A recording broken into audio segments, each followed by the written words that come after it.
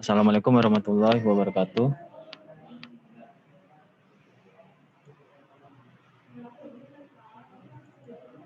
Ya, hari ini itu pertemuan ke-11 ya, terkait materi fluida ya, atau lebih tepatnya mekanika fluida. Kemarin sudah kita bahas ya, bahas secara sebagian ya dari materi fluida itu sendiri sampai teori hidrostatis.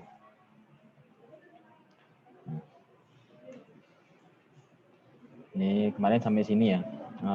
Ketika ada suatu pipa, ya, pipa itu ini review sedikit ya. Yang satu, lubang yang satu terhubung ke vakum, lubang kedua terhubung dengan tekanan P. Ya. Terus yang kondisi kedua yaitu lubang yang di atas itu terhubung dengan tekanan atmosfer atau langsung terbuka dengan udara. Sedangkan yang satu sama tekanannya P. Ya. Jadi berdasarkan ya hukum hidrostatis. Ya, jadi kita bisa menghitung ya ketinggian. Ketinggian ini berapa akibat tekanan yang terjadi antara P0 dengan P atau vakum dengan tekanan P. Ya.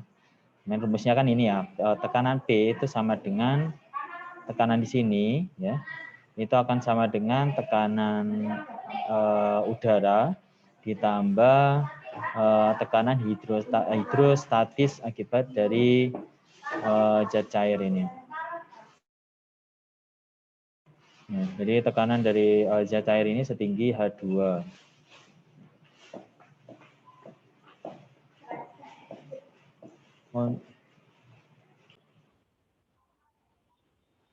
Ya, itu ya.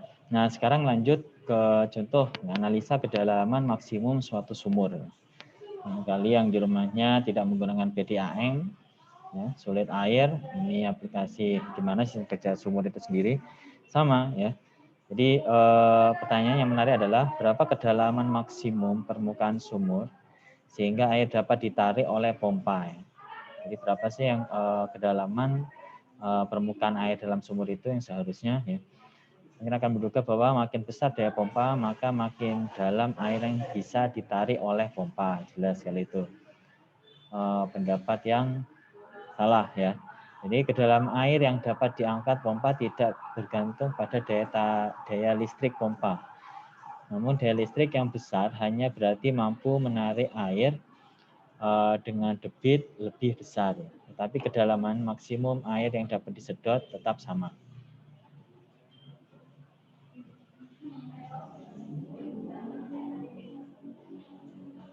Jadi ini permukaan air sumur sendiri mendapat tekanan dari atmosfer. Jika tekanan di ujung atas pipa menurun, maka tekanan atmosfer di permukaan sumur mendesak air naik sepanjang pipa. Jadi di sini nih ilustrasi gambaran ya tekanannya. Di sini ada tekanan P aksen di dalam sini ya, yang diberikan oleh pompa itu sendiri. Setelah itu ini ada tekanan udara. Ya. Jadi tekanan di sini, ya, jadi tekanan di titik sini itu akan sama dengan tekanan di sini. Ya. Jadi ini asumsi aja ini sama dengan tekanan udara. Di ini ya di permukaan air sumur sama di titik di dalam pipa yang sejajar dengan permukaan air sumur. Nah ini akan sama dengan P0, sejajar ya. Namun tekanan di sini itu berbeda ya. Jadi tekanan di sini sama dengan tekanan P0 ditambah tekanan akibat hidrostatis. Jadi skema pengangkatan air sumur oleh pompa air. Jadi fungsi pompa air adalah memvakumkan udara ya di ujung atas pipa. Sehingga air dalam sumur terdesak menaik pipa. Ya. Jadi membuat vakum udara tersebut dengan disedot. Sama seperti sedotan ya. Nah, sedotan prinsipnya hampir sama, yaitu kita buat vakum ya di dalam sedotan itu sehingga air naik. Jadi misalkan tekanan di ujung atas pipa yang dihasilkan pompa adalah P aksen. Jadi tekanan yang diakibatkan oleh pompa tadi Itu maka tinggi naiknya air dalam pipa memenuhi persamaan berikut. Ini ya. Ya tadi sama ya. Jadi persamaannya dasarnya itu kan P di dalam pompa itu P aksen ya, itu sama dengan P udara. Jadi P udara ditambah tekanan hidrostatis. Nah, sehingga H sama analisnya dengan kemarin ya.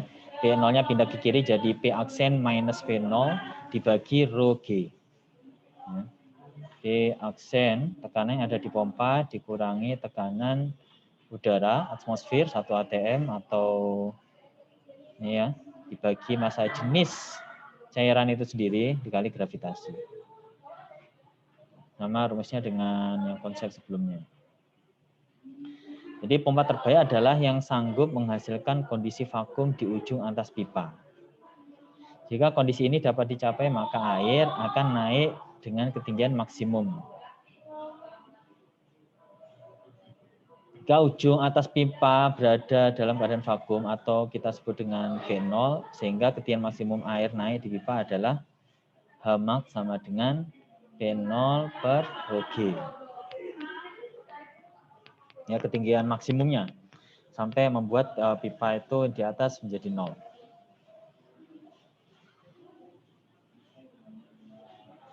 Ya, jadi kalau dengan data P0 yaitu 1 atm atau 1,01 kali 100.000 Pascal ya, dan massa jenis air itu sendiri yaitu 1000 kg per meter kubik gravitasi sehingga diperoleh Hmax yaitu 10,28 meter. Ini asumsi kondisi ideal ya. Kondisi ideal di ujung pipa pada pompa tersebut mampu menghasilkan udara vakum. Makanya di sini P aksennya itu sama dengan 0.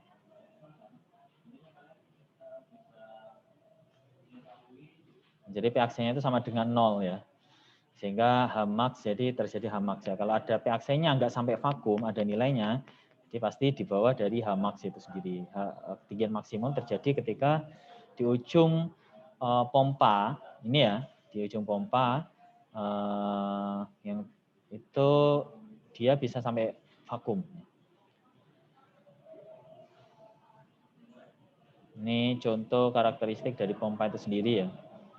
Electric shallow well pump. Ya, contoh pompa air dan spesifikasi yang tertera di dalam pompa. Ini outputnya 250 watt, artinya daya listrik yang digunakan pompa adalah 250 watt. Voltase untuk PLN itu kita 220 volt.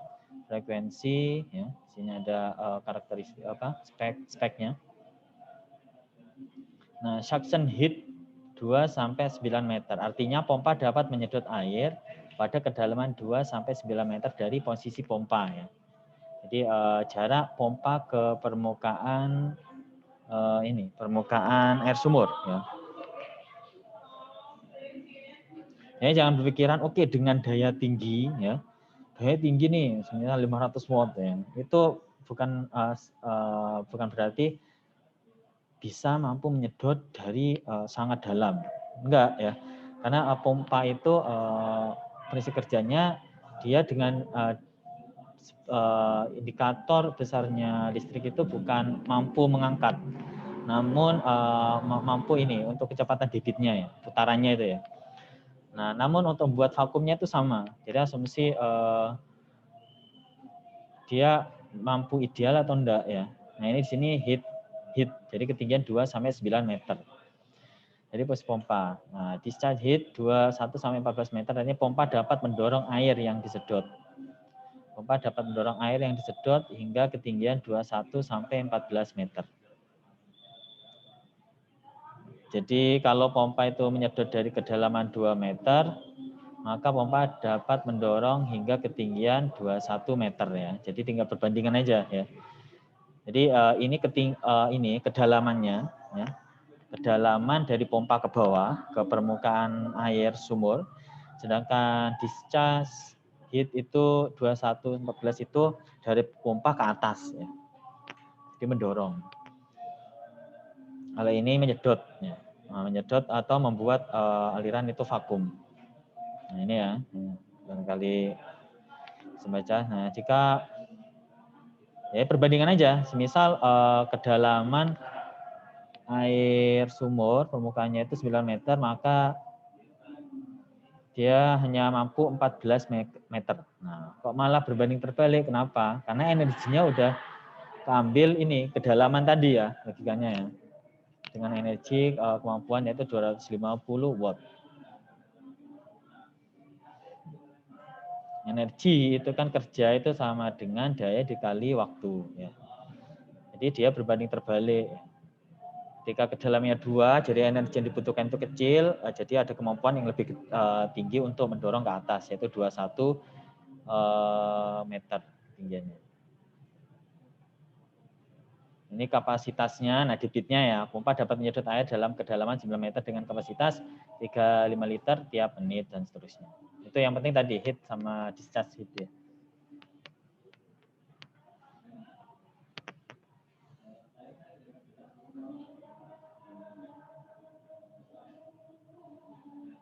Ini ya, tidak ada pompa yang air yang benar-benar sanggup memvakumkan ujung atas pipa. Sehingga ketinggian air yang dapat disedot pompa lebih kecil dari itu. Banyak pompa yang dijual di pasar memberikan data kedalaman maksimum permukaan sumur yang bisa disedot adalah 9 meter ya. Nah, ini mostly jadi jangan dalam-dalam airnya ya. Walaupun dayanya gede banget ya. Namun pompa ini hanya dia bisa mengangkat itu kalau mampu buat vakum. Jadi logikanya kita bisa menghitung berapa nih kedalaman maksimumnya.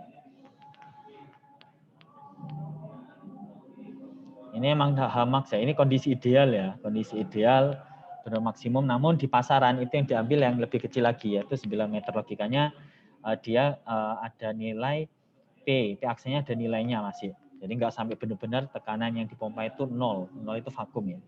Makanya mungkin P0 dikurangi sekian sehingga kan Hamaxnya semakin turun ya.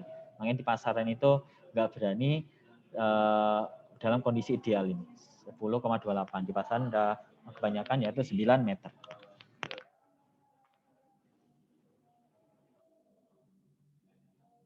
Oke, jika sumur terlalu dalam sehingga permukaan air sumur dari tanah jaraknya lebih dari 9 meter, maka cara yang digunakan untuk menyedot air sumur itu sendiri adalah menurunkan posisi pompa lebih rendah. Jadi pompanya tadi dibuat lebih rendah, itu nggak apa-apa. Jadi kita misal ya kedalaman permukaan ini, misal ini lebih mungkin karena airnya ya kemarau sehingga dia turun, ini pompanya diturunkan. Kenapa? Karena kedalaman dari pompa ke permukaan air sumur itu bisa mendekati atau di bawah dari Hamax. 9 ke bawah itu. Tripsnya seperti itu. Jadi masih bisa mengangkat. Makanya di pasar nggak berani ini ambil nilai 10,28 aja bisa aja ya kalau secara perhitungan dan secara ideal. Praktek itu tak seindah dengan teori ya. Jadi kadang prakteknya nggak bisa sampai benar-benar ideal, sampai benar-benar vakum. Jadi ini mengatasi rugi-rugi yang terjadi ya. Misal ada lubang atau apa kan pasti nggak bisa jadi vakum ya. Masih ada tekanan di dalam pompa itu sendiri. Nah, ini contohnya ya. Yang pernah minum es dan pasti semua di sini udah pernah minum dengan sedotan ya. Jadi sama prinsipnya.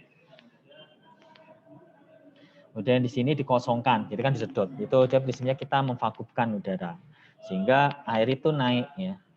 Jadi prinsipnya sebenarnya kita bukan mengambil air, namun kita memvakumkan dengan cara menyedot udara sehingga nggak ada tekanan di pipa, di sedotan yang masuk ke mulut, ya, sehingga tekanannya itu rendah tadi ya. Jadi P0 dikurangi 0 ideal. Kali ini udah ideal kondisinya sehingga terjadi Hmax sampai ketinggian maksimum.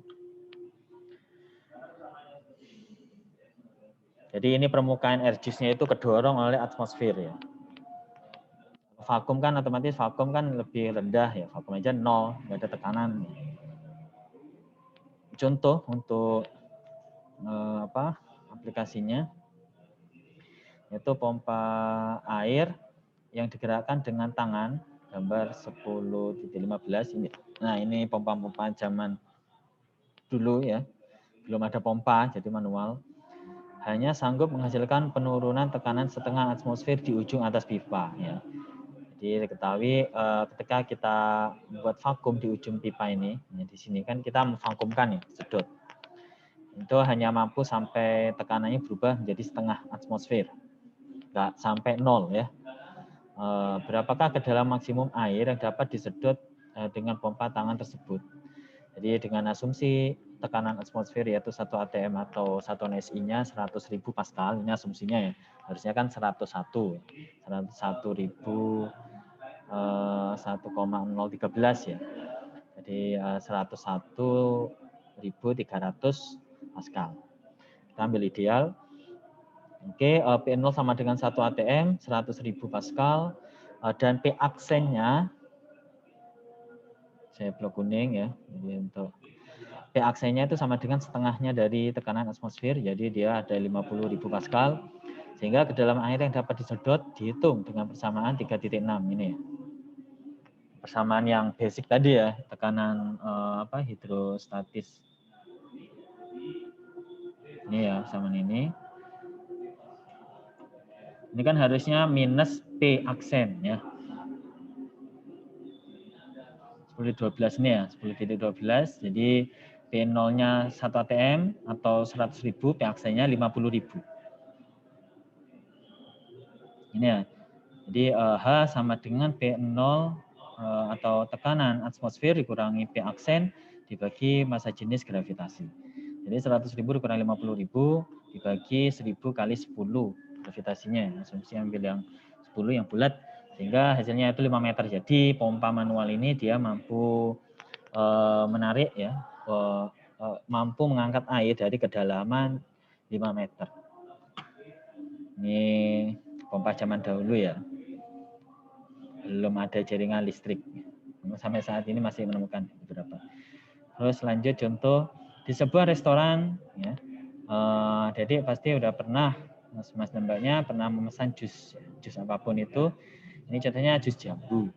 Jadi massa jenis jus jambu sekitar asumsi 1,3 gram per cm kubik. Jadi kalian minum jus menggunakan sedotan yang panjangnya 15 cm. Berapakah maksimal tekanan udara dalam mulut agar jus dapat naik melalui sedotan hingga ke dalam mulut? Jadi nggak perlu berapa sih tekanan yang seharusnya ada di mulut kita yang kita berikan ya. Karena sebenarnya nyedot. Pada hakikatnya kita itu membuat vakum ya. Sedotan yang terhubung langsung dengan mulut kita. Jadi ini massa jenisnya dengan menggunakan persamaan tadi 10.12 ya sama ini H. Jadi hanya hanya udah diketahui ya.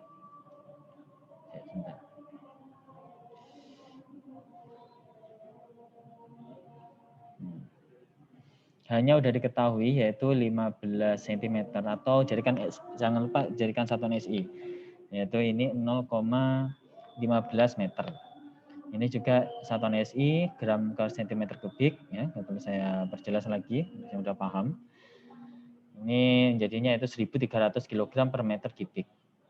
Sehingga tekanan P aksen, ini tanya P aksen ya, tekanan yang ada di mulut kita yaitu P aksen sama dengan jadi dari persamaan 10.12 kita cari P aksen ini. Ya, jadi ini rumus dasar yang paling awal ya, yaitu tekanan dalam mulut sama dengan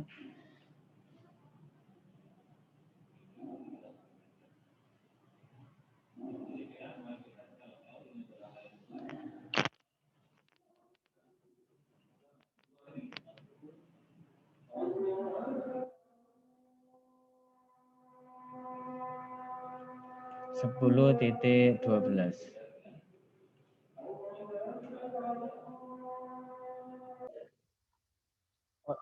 Oh ya, ini ada yang salah ya. Maaf, saya klarifikasi lagi. Ini harusnya P0 ya. P0 sama dengan P aksen. P0 sama dengan P aksen plus rho GH. Kenapa begitu ya? Kita ulang lagi. Ini rumusnya ya, yang 10H sama dengan P0 min P aksen. Ya. Ini kan kita mencari tekanan di sini kan ya. Tekanan di sini itu yang tadi ya. tekanan di permukaan air sumur itu langsung terhubung dengan udara ya, itu P0, itu pasti sama dengan tekanan yang ada di titik sini. Nah, titik sini yang sejajar dengan permukaan air sumur. Jadi tekanan di sini, kan sudah diketahui yaitu P0 itu akan sama dengan tekanan hidrostatis, ini ya, dengan ketinggian H, ditambah tekanan yang ada di atas hidrostatis, yaitu P aksen. Makanya di sini P0 itu sama dengan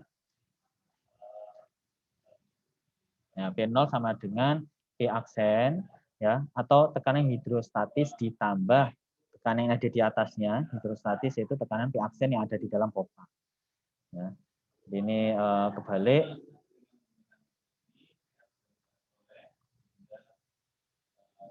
Ini harusnya P0 dikurangi P aksen. Nah, gini ya.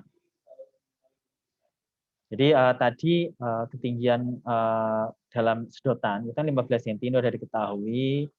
Ini diketahui, massa jenis air jus diketahui. Terus ini yang dicari P aksennya. Ini yang dicari P aksennya. Ya. Jadi P aksen sama dengan P0 ya, tekanan udara dikurangi rho GH. Rho GH ya. Semestilah seperti itu.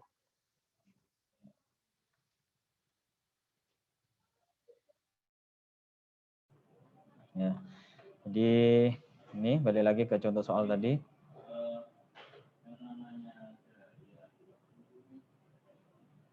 Nah, ini tadi ya, contoh 10.7. Nih, jadi P0 dikurangi rho GH. Massa jenisnya, jadi diketahui tekanan yang harus kita buat di dalam mulut yang terhubung dengan ujung sedotan itu yaitu 98.000 Pascal. Oke, itu ya. Untuk mungkin kalau ada pertanyaan kita discuss di grup. Yang selanjutnya atau pertemuan selanjutnya. Nah, selanjutnya itu ada 2 zat cair dalam pipa. Masih ada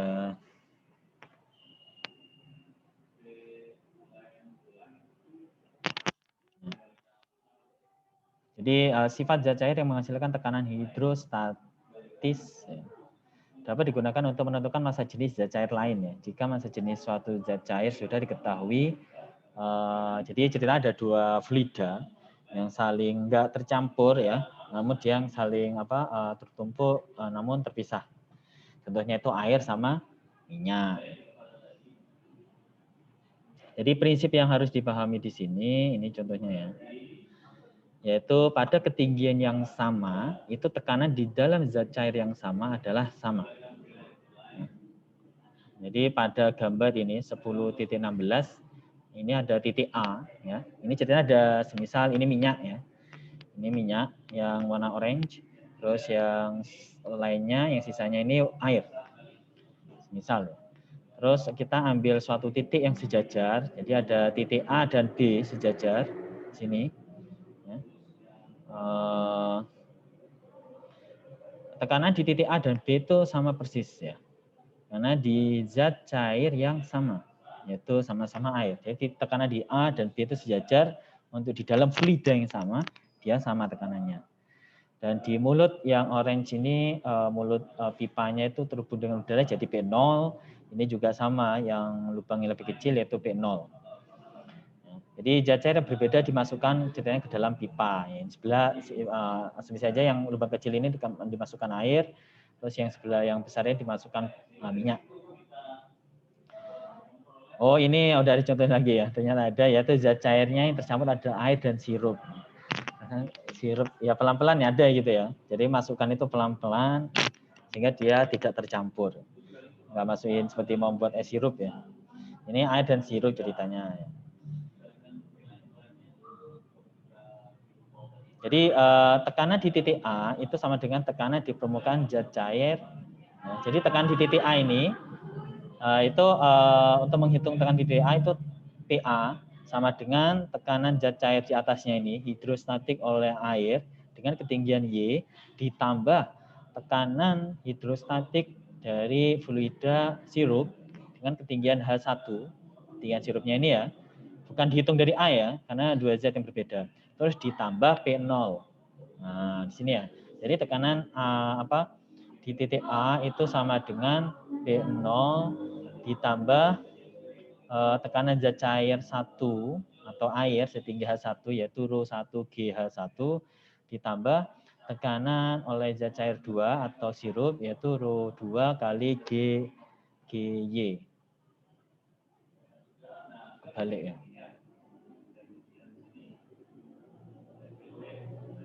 Ya intinya ini zat cair 2-nya itu kalau ρ2 dengan Y, jadi ini dengan Y, jadi ini, oh ya udah benar ya. Ini ρ2 dikali gravitasi kali Y, itu jadi untuk air. Jadi ini zat cair yang kedua ini air.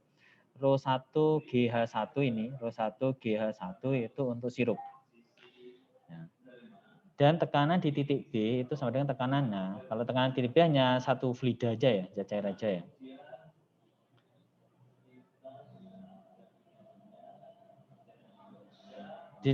Tekanan di permukaan zat cair plus tekanan zat cair 2 setinggi H2 plus tekanan zat cair 2 setinggi Y. Atau bisa digabung ya, langsung rho G ketinggian H2 plus Y.